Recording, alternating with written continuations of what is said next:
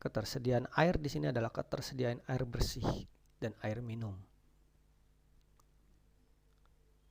Perspektif untuk mengatasi masalah lingkungan fisik, ada model cost benefit, yaitu pengaturan sosial pemanfaatan lingkungan perlu dilakukan untuk keuntungan potensial lebih besar daripada biaya potensial.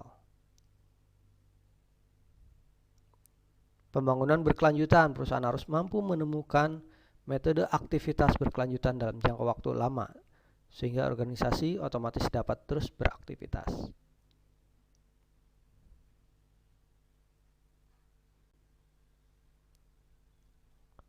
Desakan organisasi ramah lingkungan itu ada terkait dengan undang-undang,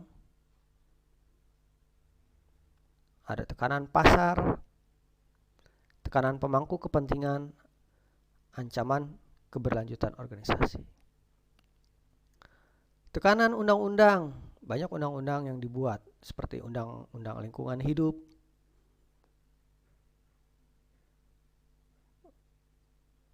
undang-undang ketenagakerjaan, dan seterusnya.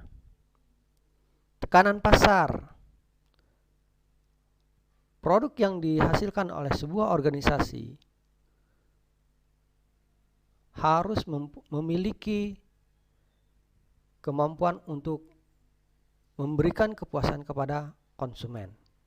Jika tidak bisa, maka pasar tidak akan menyerap hasil produk dari organisasi kita. Tekanan pemangku kepentingan ini biasanya berupa keuntungan, pemekaran perusahaan, dan seterusnya.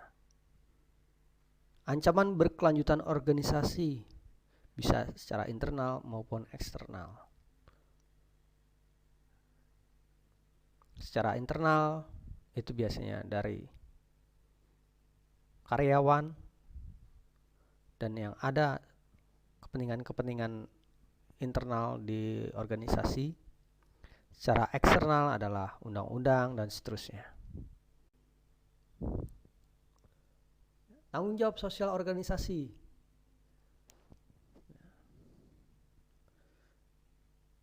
Menurut Charity Principle, individu yang beruntung harus memberi bantuan kepada yang kalah. Ada Stewardship Principle. Pihak yang kaya adalah pelindung bagi yang miskin.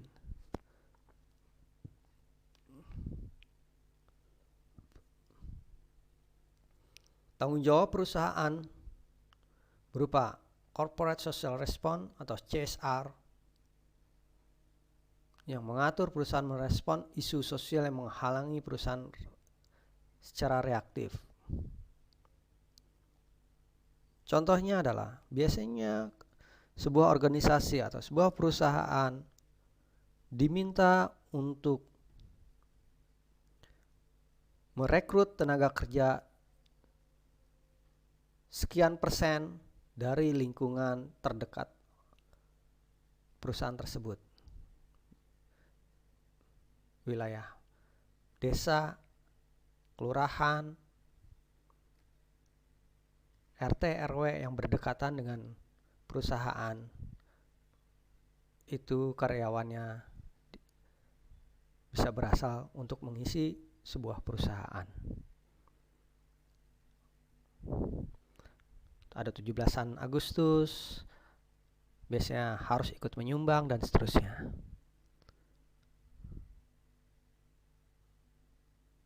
Corporate Social Performance adalah tindakan perusahaan yang mengatur prinsip, proses, dan kebijakan menghadapi lingkungan sosial.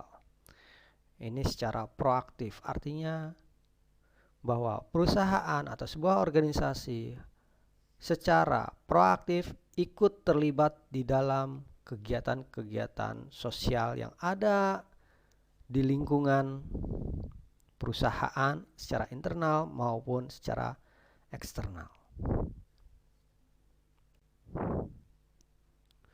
Etika berorganisasi, filsafat pemikiran yang mengajarkan hak dan kewajiban moral yang berperan dalam bersikap dan berhubungan dengan orang lain. Aspek-aspek etika. Ada nilai, hak, kewajiban, prinsip moral. Nah, di sini ada unsur-unsur pengorganisasian. Sebelumnya juga dalam materi yang lain sudah saya jelaskan bahwa organisasi itu terdiri dari elemen, kerjasama, tujuan, prosedur dan seterusnya, peralatan, dan lingkungan. 6 elemen struktur organisasi antara lain spesialisasi pekerjaan, departementalisasi, rantai komando, rentang kendali, sentralisasi dan desentralisasi. Terakhir adalah formalisasi. Peran organisasi itu mempunyai nilai mencakup tujuan yang dapat direalisasikan, konsep dan batas kewajiban yang jelas. Kewajiban yang jelas dapat dimengerti dan dapat dilaksanakan oleh seluruh pemangku kepentingan. Ketersediaan informasi yang diperlukan, alat-alat dan sumber yang penting yang dibutuhkan. Nah, ini bentuk-bentuk bagian organisasi.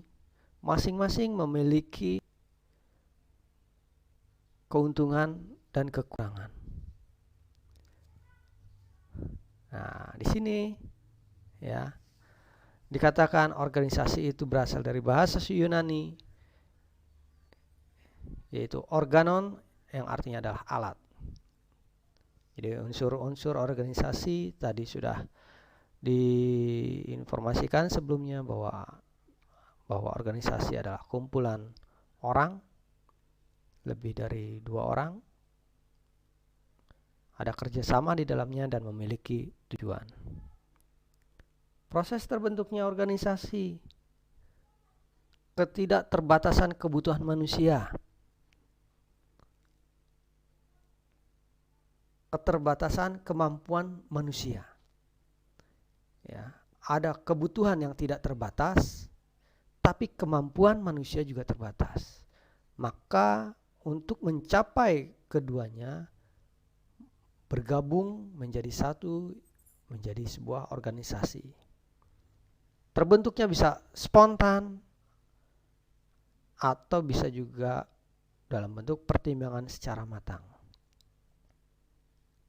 Nah, perubahan konsep organisasi, ada organisasi tradisional dan organisasi modern. Kenapa bisa terjadi perubahan konsep? Karena kita lebih maju, teknologi lebih memadai sehingga budaya-budaya bergeser. Maka organisasi pun mulai bergeser. Ya. Apa yang menyebabkan terjadinya pergeseran konsep organisasi? Ini terjadi karena adanya perubahan lingkungan di luar organisasi. Yang pertama masyarakat, kedua ekonomi, ketiga globalisasi, yang keempat adalah teknologi.